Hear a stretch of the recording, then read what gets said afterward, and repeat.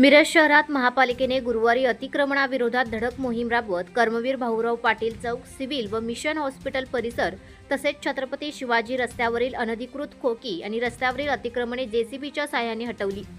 अचानक सुरू झालेल्या या कारवाईमुळे परिसरात खळबळ उडाली। कारवाई दरम्यान काही खोकीधारकांनी तीव्र विरोध करत महापालिका अधिकाऱ्यांशी वादावादी केली। आयुक्त संजुता मोहपात्रा यांच्या आदेशानुसार मिरज विभागाच्या उपायुक्त स्मृती पाटील यांच्या नेतृत्वाखाली अतिक्रमण निर्मूलन पथकाने सकाळपासून मोहीम सुरू केली।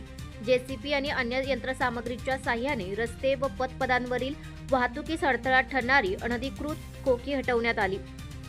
कारवाई अचानक सुरू झाल्याने संतप्त खोकीधारकांनी अधिकाऱ्यांना जाब विचारत विरोध केला। जेसीबीद्वारे खोकी हटवताना काही ठिकाणी अधिकाऱ्यांशी शाब्दिक चकमकी झाल्या। मात्र विरोधाची पर्वा न करता महापालिका प्रशासनाने कारवाई सुरूच ठेवली। महाराष्ट्र सुरक्षा बलाच्या जवानांच्या कडक बंदोबस्तात ही मोहीम पार पडली। मिशन हॉस्पिटल समोरील पथपथ, सिव्हिल हॉस्पिटलच्या प्रवेशद्वाराजवळ अतिक्रमणे हटवून परिसर अतिक्रमण मुक्त करण्यात आला। तसेच छत्रपती शिवाजी रस्त्यावर दुकानांसमोरील अनधिकृत छपऱ्यांवरही कारवाई करण्यात आली। उपायुक्त स्मृती पाटील यांनी सांगितले की शहरातील वाहतुकीला अडथळा ठरणारी आणि पथपथांवरील अतिक्रमणे हटवण्याची मोहीम यापुढेही टप्प्याटप्प्याने सुरू राहणार आहे।